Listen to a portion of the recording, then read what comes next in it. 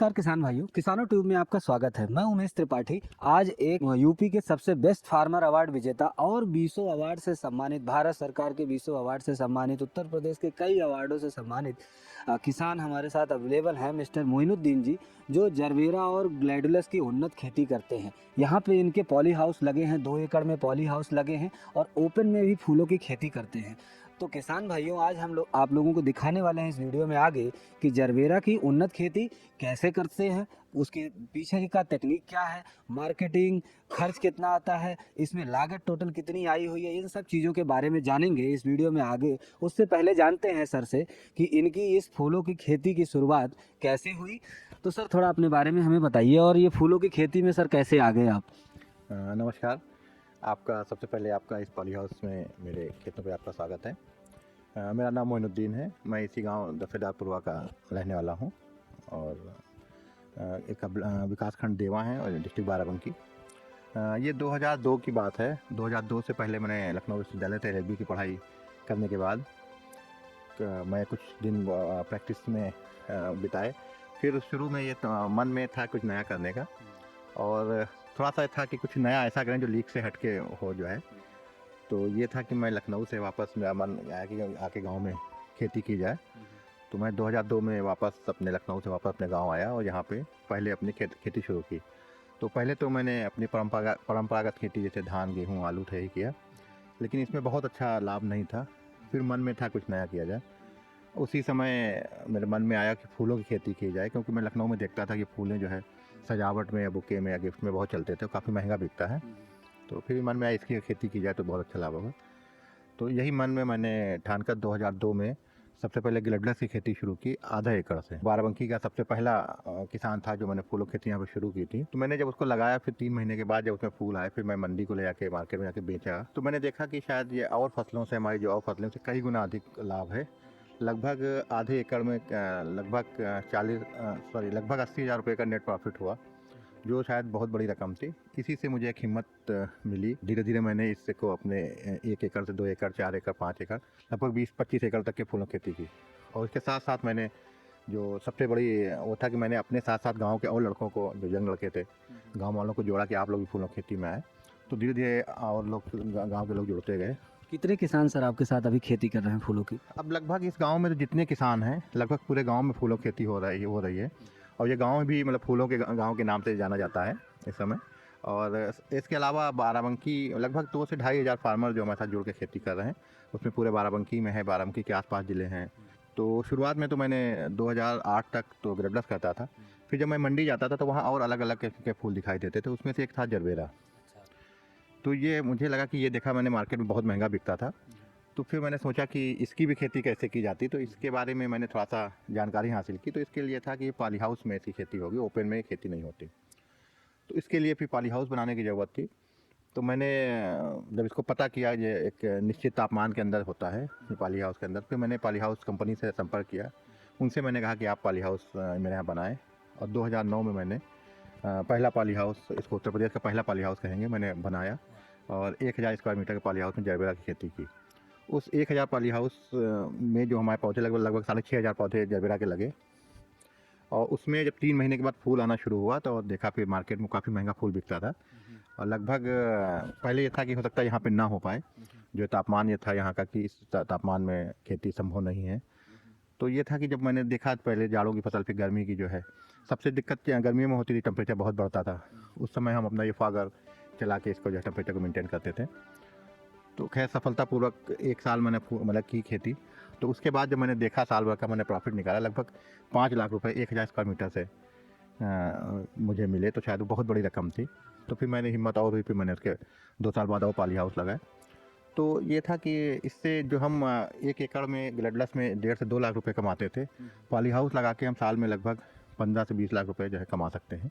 अच्छा, तो ये आप आधे एकड़ पॉली हाउस की बात कर रहे हैं जिसमें 15 से 20, 10 से 15 लाख रुपए कमाया जा सकता है? नहीं, ये 1 एकड़ 1 एकड़ पॉली हाउस की एवरेज के साथ, ये जरबेरा के लिए। जरबेरा के लिए। अब सर हम लोग थोड़ा स्टेप वाइज बात करते हैं। मान लीजिए कोई किसान है जो जरबेरा की खेती करना चाहता है, ठीक है? तो स्टेप वाइज थोड़ा समझते हैं आपसे, क्योंकि आप तो सर इसके एक्सपर्ट हो और आपका अनुभव भी करीब जो है आज की डेट में कितने साल, करीब 18 साल 19 साल होने जा रहे हैं आपको इसकी खेती करते करते। तो स्टेप वाइज समझते हैं कि सर इसमें कौन कौन सी वैरायटी आती है जरबेरा की, और उन वैरायटी के साथ अपने यहाँ के लिए सबसे बेस्ट वैरायटी कौन सी है। देखिए, इसके पॉली हाउस में जरबेरा खेती करने के लिए सबसे पहले तो पॉली हाउस बनाना होता है। और पॉली हाउस बनाने के लिए हमें अगर हम इस पे सरकार हमें 50% का अनुदान देती है, तो इसके लिए हमें जिला उद्यान अधिकारी से संपर्क करना होता है कि हम पॉली हाउस लगाएंगे, तो वो फाइल पूरी सेंक्शन होके होती है, फिर हम उसको पॉली हाउस लगाते हैं। और पॉली मान हाउस लीजिए सर पॉली हाउस लग गया, अब उसके बाद हम आ जाते हैं कि जरबेरा की प्लानिंग करनी है, तो सर सबसे पहले किसान चुनाव करेगा कि कौन सी वैरायटी लगाए और कौन सी जो है वैरायटी अवेलेबल है मार्केट में, इसके बारे में सर थोड़ा सा बताइए। हाँ, इसके लिए सबसे पहले पॉली हाउस जैसे लग गया, फिर उसके बाद हमारा होता है कि हमें प्लांटिंग, उसमें प्लांटिंग करनी है। प्लांटिंग में हमें सबसे पहले देखना होता है कि हमारी मिट्टी कैसी है, जो जरबेरा को सूट होती है। तो जरबेरा जिस हिसाब से मिट्टी होता है उस हिसाब से हम लोग मिट्टी को पहले बनाते हैं। और वैरायटी का चयन है कि जरबेरा में कई वैरायटी के फूल होते हैं, कई कलर्स के, लेकिन हम लोग मार्केट को ध्यान में रख के करते हैं कि इसकी कमर्शियली डिमांड किन फूलों की ज़्यादा है।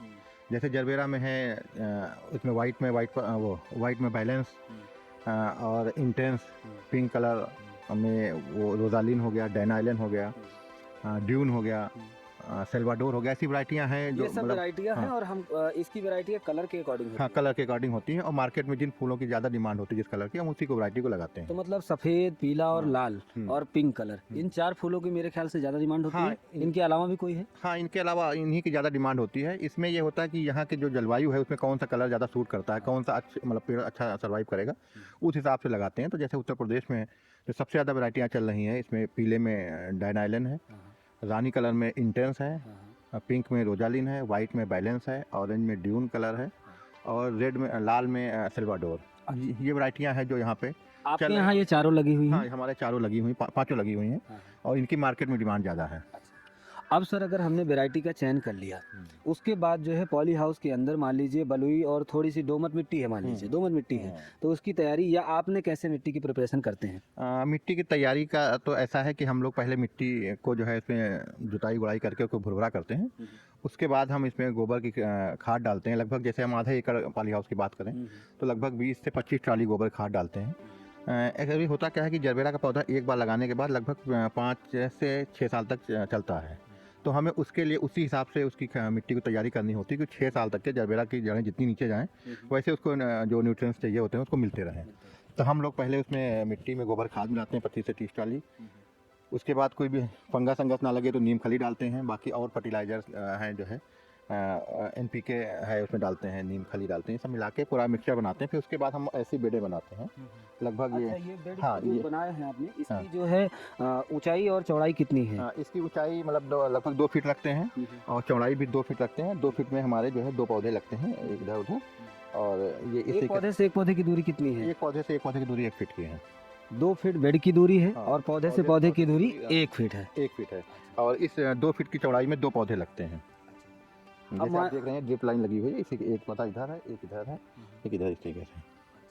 अब मान लीजिए इसकी जो है मिट्टी तैयार हो गई, सबसे ज़रूरी सवाल ये आ जाता है सर कि किसान भाइयों को अगर पहली बार प्लांटेशन कर रहे हैं तो किस मौसम में करना चाहिए, कौन सा बेस्ट तापमान होगा या सही समय होगा इसके लिए प्लांटेशन करने का?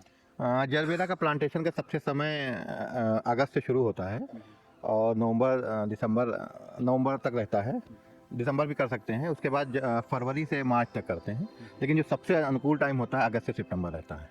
अगस्त से सितंबर में आप जो आपके हिसाब से नए किसानों को जरबेरा की प्लांटेशन करना चाहिए। इसकी एक वजह, 2 वजह ये होती वजह कि हमारा फूल ये सिर्फ शादी ब्याह या सजावट में काम आता है। तो हम उस हिसाब से प्लांटिंग करते हैं कि जिस समय जब हमारा फूल निकले तो मार्केट में सबसे महंगा रेट मिले। तो अगर हम अगस्त में फूल करेंगे तो ये हमारा फूल सितंबर, अक्टूबर, नवंबर में मार्केट में आ जाएगा। तो नवंबर से हमारे यहाँ शादियाँ स्टार्ट हो जाती हैं, 15 नवंबर से। तो जब हमारा जैसे फूल मार्केट में जाएगा तो काफ़ी महंगा रेट बिकेगा। शादियों के बाद ये फूल थोड़ा सस्ता हो जाता है।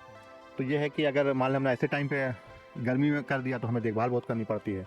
तो अगस्त का टाइम बहुत वो रहता है। अगस्त के बाद ये फरवरी में हम अच्छा प्लांटेशन कर सकते हैं। अच्छा, तो किसान भाइयों, सर का कहने का मतलब ये है कि 3 महीने में प्लांटेशन के बाद जो है इसकी पहली फ्लावरिंग आ जाती है। अच्छा, तो सर सबसे बड़ी चीज़ ये कि अब मान लीजिए प्लांटेशन हो गया और सही समय पे प्लांटेशन हो गया, तो प्लांटेशन के बाद जब तक फ्लावरिंग नहीं आ जाती तब तक जो है आप सिंचाई का क्या प्रबंध करते हो? ड्रिप लाइन आपने लगा रखी, मैंने देखा हर बेड पे, लेकिन आप डेली सिंचाई कैसे करते हो? गर्मियों में या ठंडियों में थोड़ा सा शेड्यूल क्या रहता है सिंचाई का? इस सिंचाई का इसमें जो पौधे की सिंचाई होती है ड्रिप इरिगेशन होती है, इसमें पाइपलाइन पड़ी हुई है, इसमें हर 30 सेंटीमीटर पे एक डिपर लगा होता है। तो हम जब अपनी मोटर चलाते हैं तो हर लाइन में पानी आता है, हर डिपर से पौधे के पास ड्रिप से टपक सिंचाई भी बोलते हैं, एक ड्रॉप ड्रॉप पानी पौधे को मिलता रहता है। इसी के साथ पानी के साथ हम वाटर सॉल्युबल खादें भी चलाते हैं, और उन पौधों को जो है पानी में मिक्स होकर खाद भी पौधों को मिलती रहती है। अच्छा, तो लिक्विड फॉर्म में जो उर्वरक हाँ, देते लिक्विड हैं, फॉर्म। कौन कौन से उर्वरक जनरली देना होता है? एनपीके ग्रेड होता है। हाँ, हाँ, उन उसमें एनपीके जब जिसकी जो से ग्रेड की ज़रूरत होती है। हाँ, कभी हमें एनपीके के अलावा सर कुछ और नहीं देना होता उर्वरक में? एनपीके अलावा उर्वरक में तो वही यही होता है। एनपीके में नाइट्रोजन भी हो जाता है, फास्फोरस भी हो जाता है, पोटास हो जाता पोटाश भी है। हो जाता है। तो इसमें कौन से किस स्टेज पे कौन से पौधे की ज़रूरत होती है, जैसे हमें जब वेजिटेटिव ग्रोथ लेना होता है, जब हम प्लांट लगाते हैं तब पौधा छोटा होता है तो हमें उसको वेजिटेटिव ग्रोथ बढ़ाना होता है। तो उस समय हमें 19-19-19 का जो आता है वो हम चलाते हैं, फिर नाइट्रोजन की परसेंटेज बढ़ाते हैं। फिर जब हमारा जैसे फ्लावरिंग स्टेज आ जाती है तो फूलों की चमक के लिए हम 0050 से पोटास का जो है मतलब पोटास चलाते हैं, पर जिसमें पोटास ज़्यादा हो। और जब पौधे को और ग्रोथ हेल्दी बनाने के लिए फास्फोरस होता है तब 052-34 है, जैसे ऐसे बहुत से ग्रेड हैं। 13-045 है, 12-61-0 है, 19-19 है, बहुत ऐसे ग्रेड हैं। तो वो पौधे की देख के हिसाब से ही चलाया जाता है। अब मान लीजिए सर सिंचाई का प्रबंध हो गया, उसके बाद सर जीरो से प्लांटेशन होने के बाद अगले 3 महीने में जब तक फ्लावरिंग नहीं आ जाती सर, तो रोग आते होंगे, उनकी रोकथाम के लिए क्या करते हैं सर? और कौन-कौन से रोग आते हैं? इसमें रोग जो है जब हम पौधा लगाते हैं तो हम लगाने के साथ ही साथ हम ड्रेंचिंग भी करते हैं, जैसे फंजीसाइड के आते हैं, फंगस इसमें बहुत लगती है तो फंजीसाइड डालते हैं। बाकी जो कीट आते हैं इसमें सबसे ज़्यादा जो बीमारी आती है माइट की और थ्रिप्स की आती है। माइट एक छोटी मकड़ी होती है, लाल और वाइट मकड़ी होती है, और एक वाइट फ्लाई होता है, ये आते हैं। तो ये प्रॉपर हमें टाइम टू टाइम जो है उसमें उसी हिसाब से, जैसे माइटीसाइड है, वाइट फ्लाई के लिए कीटनाशक है, ये सब डालने पड़ते हैं। तो ये सबसे खास ध्यान रखना होता है कि पौधे में बीमारी आने से पहले या कीट लगने से पहले तुरंत हो जाए, नहीं तो पौधे को काफ़ी नुकसान पहुंचाता है। तो एक चीज़ ये समझना बहुत ज़रूरी है कि आधे एकड़ की लागत कितनी आ जाएगी उसकी प्लांटेशन तक, और उसके बाद जो है उसको कितनी आय हो सकती है आधे एकड़ से? आधे एकड़ में लगभग 30 लाख रुपए खर्च आएगा। उसमें हमारा प्लांटेशन भी होगा, जरबेरा का प्लांटेशन होगा, लगभग 900 रुपये स्क्वायर मीटर खर्च आता है पॉली हाउस बनाने का, और 600 रुपये लगभग खर्च आता है प्लांटिंग मटेरियल को करते हुए। तो इसका लगभग 30 लाख रुपए आ जाता है आधे एकड़ में आधे पॉली लाख में। हाउस हाँ, और 30 लाख रुपए खर्च आता है। इन 30 लाख में 50% सब्सिडी गवर्नमेंट देती है, तो लगभग 30 लाख रुपए आधा किसान अच्छा, को लगता आप है। प्लांट कहाँ से लें सर? आसपास कहाँ से सर इसका कल्चर अवेलेबल है? ये आसपास प्लांट लेने का यहाँ पे तो कोई ऐसा है नहीं। टिश्यू कल्चर लैब ज़्यादातर साउथ इंडिया के हैं, जैसे बंगलौर है, पूना है, तो अलग अलग कंपनियाँ हैं, जैसे केएफ बायो प्लांट है, पूना में है टिश्यू कल्चर लैब इनकी, और फ्लोरेंस फ्लोरा है, वो बंगलौर की लैब है। तो ये वहीं से हमें बुक करने पड़ते हैं, तो तभी प्लांट ये आते तो हैं। आप कहाँ से ला रहे हैं सर अभी जो आगे हमने प्लांटेशन कर रहे हैं? हमने जो प्लांटेशन किया है तो केएफ बायो प्लांट पूना से लिया था। तो पहला पॉली हाउस लगाया था तब भी केएफ से लिया था, और इनका भी जो बाद में लगाया है ये भी केएफ से ही है। केएफ का पौधा थोड़ा अच्छा है, ज़्यादा दिन चलता है, और जो फूल की खूबसूरती शाइनिंग है केएफ की बहुत अच्छी है। किस रेट में सर मिलते हैं पौधे सर? किस हिसाब से सर? जैसे मान लीजिए 100 पेड़ लेने हैं तो किस रेट से मिलते हैं, या पर पेड़ क्या कॉस्ट आती है? अब पेड़ का पौधा का रेट लगभग इनका 36 रुपये का है, अच्छा। वहाँ पुणे का, और 3 रुपये का लगभग ट्रांसपोर्टेशन खर्च आ जाता है आने, लगभग मान लीजिए 39-40 रुपये का एक पौधा पड़ता है। और 2000 स्क्वायर मीटर में लगभग 13,000 पौधे लगेंगे। 2000 स्क्वायर फीट मतलब आधे एकड़ में? हाँ, आधे 2000 स्क्वायर मीटर में आधे एकड़ में हाँ हाँ। लगभग 13,000 स्क्वायर जो है 13,000 पौधे लगते हैं। अच्छा। फूल देखें तो 13,000 में अगर हम 30 का भी एवरेज रख लेते हैं तो लगभग 4 से 5 लाख फूल जो है हमें साल में मिलेंगे। पहली साल अगर हम पॉली हाउस निकाल दें cost, तो बाकी जो खर्च आया लेबर का, लेबर, सिंचाई और प्लांटेशन जो प्लांट जितने का आया, वो कितना आ जाता होगा सर? क्योंकि पॉली हाउस एक बड़ी कॉस्ट है, उसको अलग छोड़ देते हैं, अलग रखते हैं। तो प्लांट आप अगर 13 लगभग 5 से 6 लाख का पौधा ही आपका हो गया, ठीक है। पौधे के बाद फिर इसमें मिट्टी, खाद, वो सब पड़ता है, वो हो गया। और उसके बाद जो है हमारा जो और मतलब ये फर्टिलाइजर्स बाद में पौधा लगाने के बाद चलता है, लेबर है, ट्रांसपोर्टेशन है, पैकिंग का है, तो ये सब मिलाते हैं। तो अच्छा, आप जैसे मान लीजिए यहाँ पे मैं एक फ्लावर जैसे ये वाला देखते हैं, हाँ, सर, जैसे पिंक वाला। ये फूल है हमारा, जो तोड़ने लायक है, अभी तोड़ा जाएगा, तैयार है। तो जैसे ये आज तोड़ा जाएगा, फिर दूसरा ये बाद में तैयार होगा, फिर ये जैसे है, ये तैयार होने का है अलग ये अलग। कितने बड़े जैसे ये वाइट वाला देखिए, हाँ। ये वाइट भी तैयार है। ये तैयार है। हाँ, ये तोड़ा जाएगा आज। तो कहाँ फिर 2 से दिन तोड़ेंगे सर इसको ये नीचे बिल्कुल पूरा नीचे डंठल से? ऐसे ऐसे करते हैं, ये ऐसे निकल आता है, ये देखिए। इसको भी ऐसे ही तोड़ना बहुत आसान होता है, ऐसे ही तोड़ा जाता है। एक बार सर ये जो है किसान भाइयों आप देख सकते हो इस तरीके का पूरा आपका प्रोडक्ट। तो आप इसको सर पैकेजिंग कैसे करते हो सर? हाँ, ऐसे ही इस मार्केट में नहीं चला ऐसे जाता नहीं, इसके हर फूल के ऊपर हम एक प्लास्टिक का कवर चढ़ाते हैं। ये ऐसे पन्नी के अंदर कवर हो जाता है, जिससे फूल सेफ रहता है, इसकी पेटस सेफ रहती है। फिर उसके बाद 10 फूल का हम जो है बंडल बना के कार्टून में पैक करते हैं। एक कार्टून में लगभग 500 फूल आते हैं, तो ऐसे करते हैं। अच्छा, अभी आपके हिसाब से सर लखनऊ की जो मंडी है हम्म। या अपने यूपी की जो हम्म। मार्केट है उसमें जरबेरा की कितनी डिमांड है सर? अभी तो डिमांड बहुत ज़्यादा है, कि अभी इतना यूपी में ही इतना खपत में, अभी भी हमारा फूल ज़्यादातर बाहर से पूना से बंगलौर से आता है। हाँ, अभी अभी ना सहालत चल रही थी नवंबर दिसंबर में, फूल के रेट 15 रुपये चला गया था। अब तो इस समय 6-7 रुपये का बिक रहा है। तो अभी भी काफ़ी डिमांड है और अभी काफ़ी फूल संभावनाएं भी हैं पॉली हाउस में, और पॉली हाउस मतलब जरबेरा की फार्मिंग में संभावनाएं हैं। किसान अगर लगाना चाहें तो पॉली हाउस अभी लगा सकते हैं। और ये सबसे बड़ी चीज़ हमको अच्छी ये लगी कि एक बार आपने प्लांटेशन कर दिया किसान भाइयों, तो आपको 5 साल तक इसका रख रखाव करना है, देख रेख करनी है प्रॉपरली, बट आपको दोबारा प्लांटेशन का झंझट नहीं है। और ऐसा होता है सर, जैसे मैं यहाँ पे देख रहा हूँ बीच बीच में जगह बन गई है, कुछ पौधे खराब हो गए हैं, तो यहाँ नए पौधों का प्लांटेशन करते ये हैं? नए पौधे का प्लांटेशन अभी हमारा पौधे आ रहे हैं, करेंगे। असल में इस बार हमारे यहाँ बारिश बहुत ज़्यादा हुई थी, तो इतने ऊंचाई पे पॉली हाउस होने के बावजूद भी पॉली हाउस के अंदर पानी भर गया था। तो पानी ज़्यादा होने की वजह से काफ़ी पौधे मर गए थे, तो काफ़ी हम लोग नुकसान हुआ। तो जैसे ये गैप खाली हो गया है, इधर ये है, ये इधर है थोड़ा सा, तो ये है, ये पौधे अभी जनवरी में मंगाए हैं, तो ये हम प्लांटेशन को करेंगे और फुल हो जाएगा। तो वैसे ये पॉली हाउस भी काफ़ी पुराना हो गया है। अच्छा रख रखाव अगर हम करेंगे तो हम 5 साल, जैसे कंपनी बताती है 4 से 5 साल पौधा, तो हम 8 से 9 साल भी चला सकते हैं। ये पौधा मेरा 2013 का है, अरे ये तो बहुत सारा, मतलब 7-8 साल हो गए। 8 साल हो गए हैं। तो हमारा ये है कि हम जितना ज़्यादा पौधे को चला लेंगे, हमारी प्रॉफिट उससे ज़्यादा होगा। क्योंकि अगर हम हर 4 साल बाद पौधा बदलेंगे, फिर हमें पवित्री कास्ट लगेगी, तब तो हमें सब्सिडी भी नहीं मिलेगी। तो हमारा ये है कि अच्छी देखभाल करें, प्रॉपर हम अच्छे से वॉच करें बिजली का, तो हम कोशिश ये है कि हम इसको संभाल सकते हैं। तो ये तो आपने सर जानकारी तो बहुत अच्छी दी हुई है सर, इसमें बहुत सारे डिटेल में आपने। सफाई के लिए हमेशा बहुत ध्यान रहता है कि कंटिन्यू लेबर लगे हुए हैं, सफाई कर रहे हैं, निराई है, गुड़ाई है, ये सब चलता रहता है। ये सब चीज़ें जो है। सर अब बात करते हैं, जैसे मान लीजिए किसान भाई ने आधा एकड़ का पॉली हाउस लगा दिया, तो सर पॉली हाउस की कॉस्ट अगर हम छोड़ दें तो उसके बाद जो लागत है उसके एवरेज में कंटिन्यूअस हम सिर्फ 5 साल लेते हैं, अगर 5 साल जो है इसकी फ्लावरिंग होती है और फसल आती है मान लीजिए, तो कितना लागत लगेगी पॉली हाउस को छोड़ के, और प्रॉफिट कितना हो सकता है सर? लागत में ये है कि जैसे हम एक बार ये पॉली हाउस लगा लिए तो एक बार का इन्वेस्टमेंट है, तो साल में जैसे बताया 35 से 40 फूल निकलता है, तो लगभग मैं मानता हूँ 4 लाख फूल अगर एक पॉली हाउस में निकलेगा, तो 5 रुपये अगर हम एवरेज जोड़ लेते हैं कि एक फूल की कीमत हम एवरेज रेट जोड़ते हैं 5 रुपये का, तो 4×5 = 20 जैसे हो गया। उसमें से हम लगभग एक पौधे पे खर्च साल का लगभग 3 रुपये आता है, 2 रुपये बचता, मतलब जो नेट प्रॉफिट हमारे सारे खर्चे निकालने के बाद, ट्रांसपोर्टेशन, पैकिंग सब निकालने के बाद 2 रुपये बचता। तो जैसे 4 लाख फूल हुआ तो 2 रुपये का पर फूल हमारी बचत हुई, तो लगभग मान के चलिए जो है 8 लाख रुपये हो गए। तो 8 लाख रुपये साल की बचत आ गई। ये आज का रेट है, फूलों का रेट घटता बढ़ता भी रहता है। कभी जैसे अभी 2 साल पहले कोरोना काल था तो पूरा जीरो चला गया था हम लोग को जो है। हाँ, वो तो एक ऐसे थे सिचुएशन, तो कभी ये बहुत महंगा भी बिकता है, कभी नहीं भी बिकता है, ऐसा भी कई सिचुएशन आती है। लेकिन साल का हमने एक एवरेज रेट बताया, ये ऐसा है। अभी हो सकता है आने वाले 1-2 सालों में इसकी और डिमांड बढ़े, ज़्यादा भी हो सकता है, कम हो सकता है, लेकिन अगर 8 लाख रुपये भी मिल रहे हैं एक साल में तो ये बहुत बड़ी रकम है और फसलों के मुकाबले। अब सर मान लीजिए 8 लाख रुपए जो है उसका प्रॉफिट बच सकता है, और 5 साल तक वो कंटिन्यूअस इसी से उसमें कुछ उसको जो है खाद पानी और बस, हाँ, खाद पानी देखभाल करना, तो लेबर साफ की सफाई कितनी करना। जरूरत है? एक आदमी मैनेज कर सकता है आधे एकड़ नहीं, को कि कई लोग? उसके लिए लगभग 3 आदमी चाहिए पॉली हाउस के लिए। 1 एकड़ पॉली हाउस संभालने के लिए लगभग 4 आदमी चाहिए होते हैं।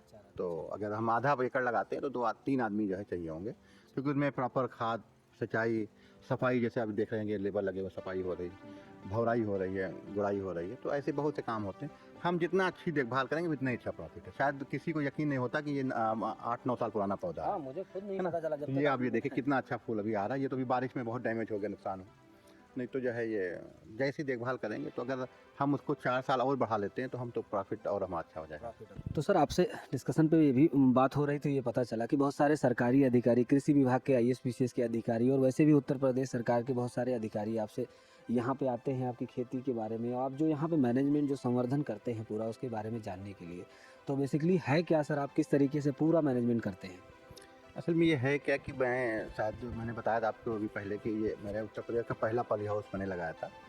पहले था कि यहाँ पे खेती होगी नहीं, फिर मैंने लगाया, मैंने करके दिखाया और सक्सेसफुली मैं कर रहा हूँ। मेरे साथ-साथ इस जनपद के आस-पास जिलों में लगभग दर्जनों किसान पॉली हाउस लगा के फूलों की खेती वगैरह कर रहे हैं। तो ये एक देखने के लिए हमारे गवर्नमेंट के अधिकारी भी या गवर्नमेंट सरकारों ने भी जो है हमारे जो ट्रेनी आईएएस अफसर होते हैं या आईपीएस अफसर होते हैं, पीसीआर अफसर, वो भी यहाँ पे एक दिन आके अपना ट्रेनिंग का प्रोग्राम करते हैं और मुझसे मतलब एक ये डिस्कस होता है कैसे आपने इसको इतना अच्छा मतलब अच्छे से किया है। और तो वो आते हैं तो उनको ये है कि एक उनको देते हैं, दूसरे साथ में कुछ किसान भी हैं हमारे यूपी के किसान तो आते ही आते हैं, साथ में बिहार के, हरियाणा के, अदर स्टेट के भी किसान आते हैं। अभी हाल में ही बिहार से 2-3 डिस्ट्रिक्ट से काफ़ी 100 फार्मर्स आए थे, तो उन्होंने पूरा विजिट किया, उन्होंने पूरा इसकी बारीकी समझी कैसे कर रहे हैं। तो शायद शुरुआत मैंने की थी, तो यह है कि लोग जानते हैं तो आते हैं। तो मैं भी यहाँ पे किसानों के लिए अपना एक ट्रेनिंग का प्रोग्राम चलाता हूँ। कोई किसान अगर आता है तो कैसे करता है, कुछ किसान आके रुकते भी हैं यहाँ पे, उनको पूरा ट्रेनिंग देते हैं, फिर जैसे लगता है। तो मेरा ये है भी कि अगर मुझे किसानों के लिए पॉली हाउस कोई नया किसान करना चाहता है, अगर मुझे वो 200 किलोमीटर 500 किलोमीटर दूर भी बुलाएगा कि आप आके बता दिए तो मैं जाता हूँ। अभी मैं श्रावस्ती गया था, महाराजगंज गया था, ऐसे कई किसान हैं इनको लगा के मैंने उनको वो यहाँ पे आके किए, मैं उनके खुद फार्म पे जाके उनको बताया कि आप ऐसे करें। तो ऐसे आते हैं लगभग एवरेज में मान के 10-15 फार्मर पर डे खेती देखने आते हैं। तो एक ये है। बहुत अच्छी बात है सर, जो आपने ट्रेनिंग और जो किसानों को एक तरीके से सपोर्ट और गाइडेंस की आपने बात करी सर, इसको बिल्कुल कंटिन्यू रखिएगा। अपने यहाँ सर श्रेष्ठ किसान की ये जिम्मेदारी है, जो सबसे प्रगतिशील किसान है, कि छोटे किसानों को जो है किसी न किसी तरीके फॉर्म में जो है नॉलेज ट्रांसफ़र भी हो रही है सर, और स्किल का डेवलपमेंट भी हो रहा है। समाज के लिए एक बड़ा विकास का जो है कार्य आप कर रहे हैं। और साथ में इस वीडियो में सर इतनी सारी अच्छी जानकारी शेयर करने के लिए बहुत बहुत धन्यवाद। किसान भाइयों, ये वीडियो अगर आपको पसंद आया है तो और भी अपने दोस्तों को शेयर करिए और किसान भाइयों तक ये वीडियो पहुंचाइए। हम इस तरीके से बहुत सारे फार्मिंग और एडवांस फार्मिंग से रिलेटेड वीडियो लेकर आएंगे। और जो आप किसी तरीके की खेती के बारे में जानना चाहते हैं तो वो भी हमें कमेंट करके बताएं, हम उस पर भी किसी न किसी एक्सपर्ट, ज़्यादातर हमारी कोशिश किसान भाइयों ये रहती है किसानों ट्यूब में, कि हम किसी न किसी प्रगतिशील किसान जो खेती कर रहा है और प्रैक्टिकली उस खेती से या उस मॉडल से लाभ ले रहा है, हम वही मॉडल लेकर अपने वीडियोज़ में आते हैं और उसी तरीके की चीज़ों को आपको दिखाना चाहते हैं। तो वीडियो को एक बार लाइक ज़रूर करिएगा और इस वीडियो और चैनल को सब्सक्राइब कर लीजिए, जिससे आने वाले सारे वीडियोज़ की आपको अपडेट मिलती रहे। तो बहुत बहुत धन्यवाद।